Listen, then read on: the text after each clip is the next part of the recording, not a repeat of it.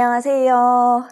네, 지난 시간에 우리 스텔라리움을 깔아보고, 그 다음 기본적인 조작법에 대해서 한번 배워봤었잖아요. 그러면 도대체 이 스텔라리움을 수업에 어떻게 활용을 할 것이냐, 이제 이게 문제예요, 사실은.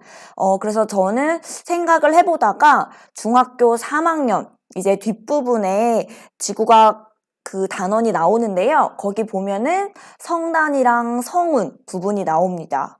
근데 사실 그 뒷부분이다 보니까 거기까지 진도를 다 못 나가는 경우도 많고 아니면 급하게 진도를 나가느냐고 이제 대충 그냥 이론식 수업으로 할 때가 사실 많아요. 근데 요 스텔라리움을 활용하면 그 부분을 좀 더 재밌게 수업을 할 수 있을 것 같더라고요.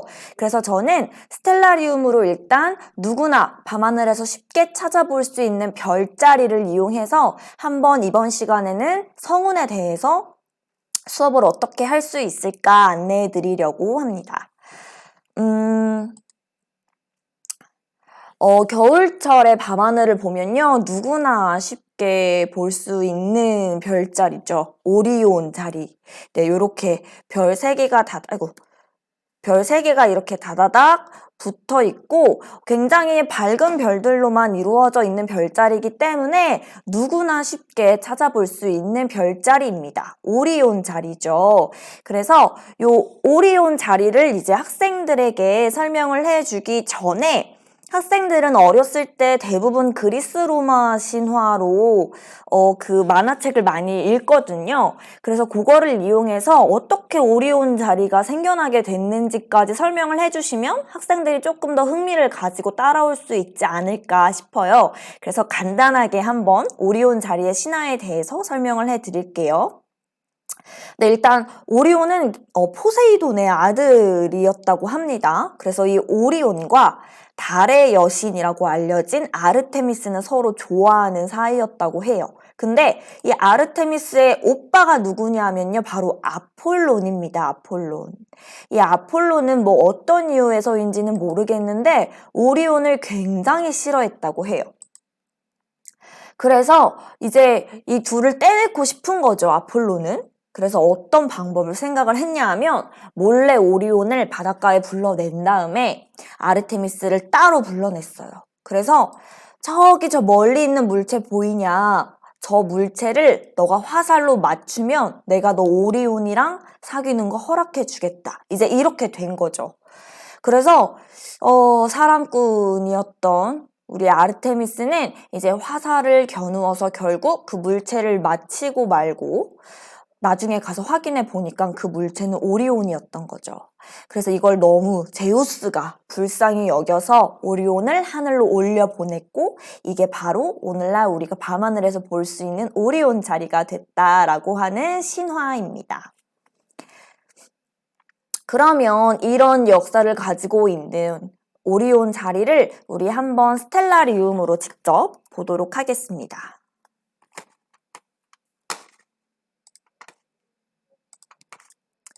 네, 이게 바로 우리 지난 시간에 같이 깔았던 스텔라리움인데요.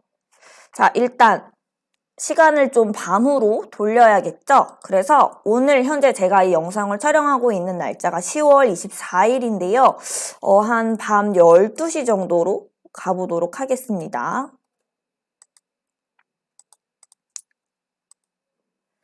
네. 자, 요렇게 왔고요. 그 다음 오리온 자리를 찾아야겠죠.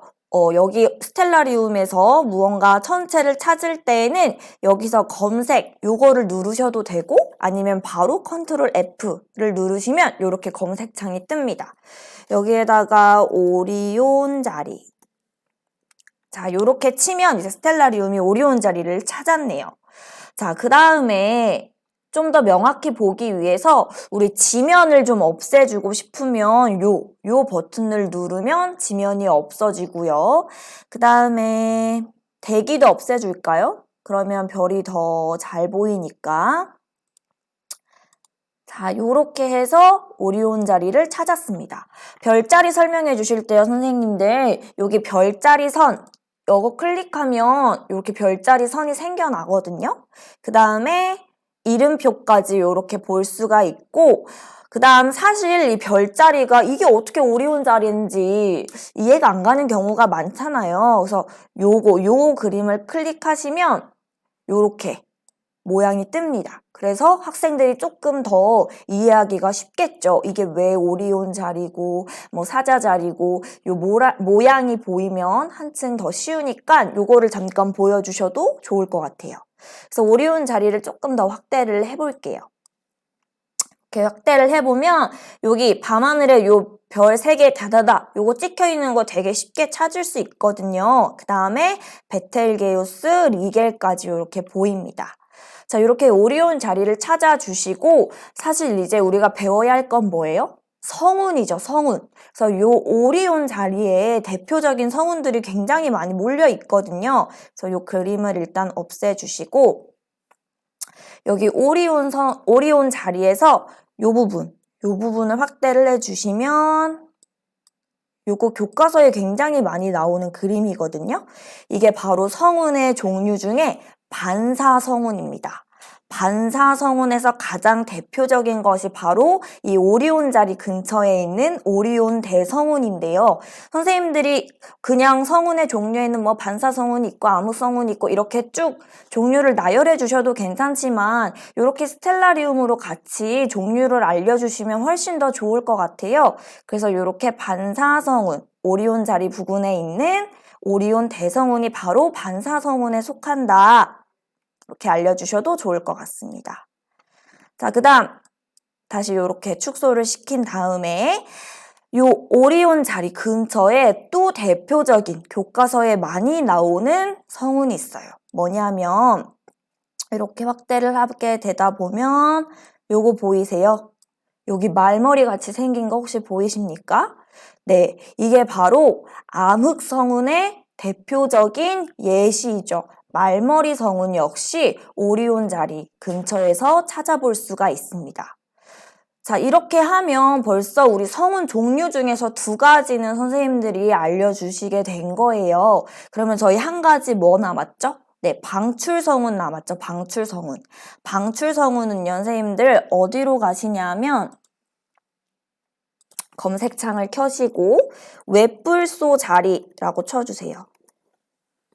자, 그러면 이렇게 이제 웹불소 자리로 이동을 하게 됐고, 자, 요것도 그림 한번 볼까요? 네, 요렇게 해서 요게 웹불소 자리네요. 우리가 흔히 이제 유니콘이라고 부르는 게 이 웹불소 자리인데 요 웹불소 자리 근처에 굉장히 유명한 방출성운 하나가 있습니다. 어디에 있냐면요. 여기 지금 웹불소의 입 쪽에 보시면 있는데 확대 한번 해볼게요.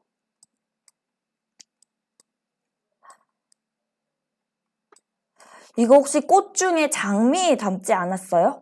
네, 맞아요. 그래서 요 이름이 바로 장미성운인데 이 웹불소 자리 입 근처에 장미성운이 이렇게 예쁘게 하나 위치해 있고 요게 바로 방출성운의 대표적인 예시가 되겠습니다. 그래서 사실 요 그림들은요 다 교과서에 나와 있기는 해요. 근데 수업을 하실 때 그냥 그 그림 자료만 보여주시는 것보다는 직접 스텔라리움으로 밤하늘을 살펴보면서 이렇게 성운을 확대해가면서 수업을 해보시는 것도 학생들이 더 재미있게 수업을 들을 수 있을 것 같다라는 생각이 드네요. 자, 그래서 이번 시간에 우리 스텔라리움과 별자리를 활용해서 한번 성운 수업을 어떻게 할 수 있을까 배워봤는데요. 자, 이 부분을 가르칠 때 사실 제가 재미없게 가르치면 듣는 학생들도 너무 재미없잖아요. 그래서 스텔라리움과 별자리를 이용해서 이렇게 성운을 수업해 보시는 것도 괜찮을 것 같고 또 별자리를 그냥 소개만 해주시는 게 아니라 학생들이 누구나 다 알고 있는 그리스 로마 신화의 그런 신화를 활용해서 설명을 해주시는 것도 괜찮으실 것 같습니다. 그러면 이번 시간에는 성운에 대해서 했던 거고 다음 시간에는 한번 성단을 동일한 방법을 활용을 해서 어떻게 수업을 할 수 있을지 제가 안내해 드리는 시간을 가져보도록 하겠습니다. 네, 수고하셨습니다. 안녕.